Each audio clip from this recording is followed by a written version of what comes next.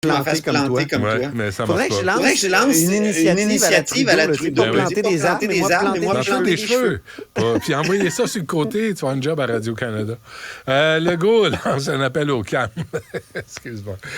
Écoute, il a obtempéré à la demande de Gabriel Nadeau-Dubois ce matin. Le co-chef du Québec solidaire disait « Je l'invite à lancer un appel au calme comme chef de la nation québécoise. » C'est exactement ce que François Legault a fait quelques temps après. On peut l'écouter. D'ailleurs, j'ai un petit extrait.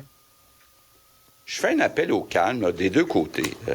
D'un côté, on a un devoir comme société de protéger des gens qui sont dans les minorités. Et de l'autre côté, bien, je peux comprendre des parents qui sont inquiets, des citoyens qui sont inquiets. Donc, il faut être capable de faire ce débat-là sans s'insulter, sans partisanerie. Donc, je fais un appel au calme. OK. C'est comment ça m'a fait penser les deux côtés? Quoi?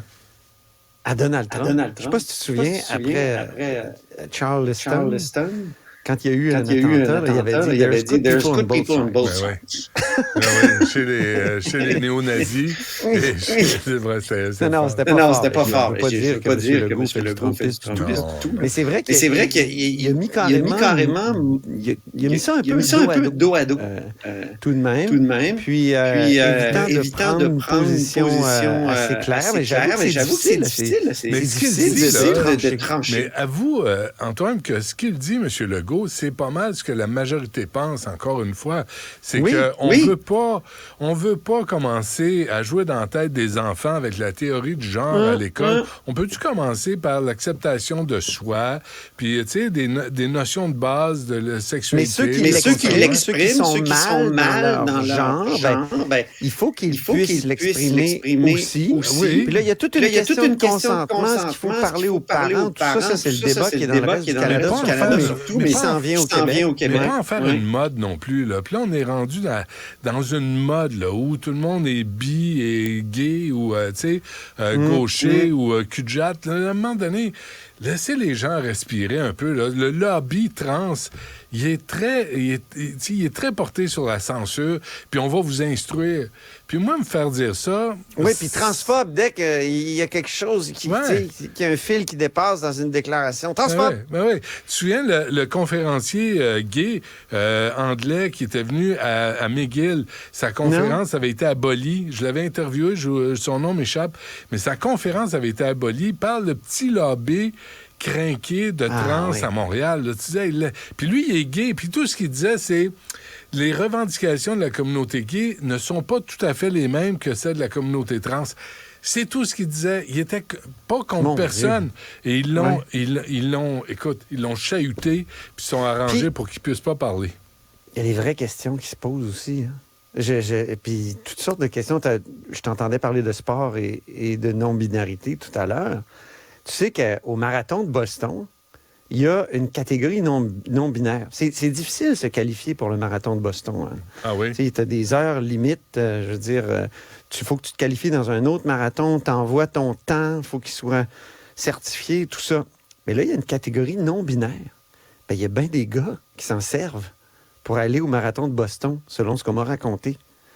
Dans la catégorie? Mais oui, parce que la catégorie est plus permissive, elle est plus près de celle des femmes. OK. Et tu comprends? Parce que les femmes et les hommes n'ont pas les mêmes temps exigés, là, évidemment. Non. Évidemment. Ouais. Pour 55 ans, par exemple, moi, là, j'aimerais bien y retourner au marathon de Boston. Il faut que je le fasse en bas de 3h35. C'est combien de kilomètres? 42. Oui. Puis mon épouse, je pense que c'est 4h05. Ah oui. Et tu sais, comme une bonne demi-heure. Mais moi donc, dans ma catégorie, c'est 8h10 avec la marchette. Oui, mais tu pourrais t'inscrire comme non-binaire, tu aurais peut-être un peu plus de chance. tu comprends? Peut-être même pas. T'sais. Non, mais tu comprends, c'est quelque... Oui, je comprends.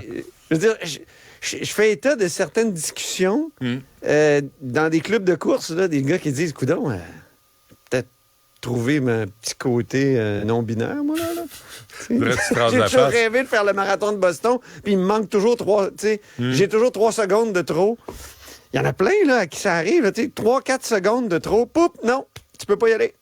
Bon, rapidement, le PQ qui se défend sur le tramway. Je veux juste dire avant, sur la question de la non-binarité puis des questions de genre, il va y avoir un comité de sages. J'ai hâte de voir, ça va être composé de qui? Oui.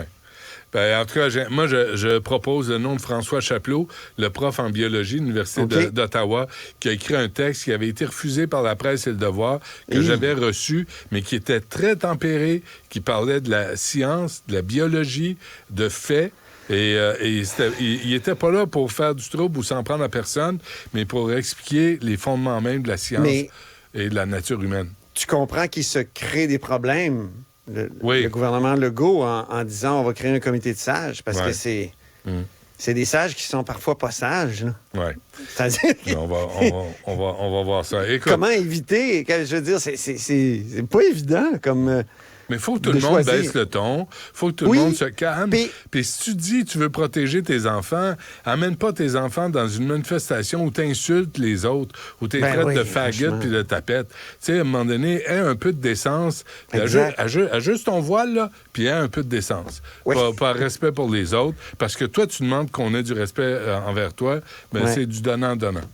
Le PQ se défend d'être contre le tramway. Il joue sur une ligne un peu, comment dire, il y a une frontière ténue entre leur position puis celle du Parti conservateur. Bon, le Parti conservateur est totalement contre le tramway.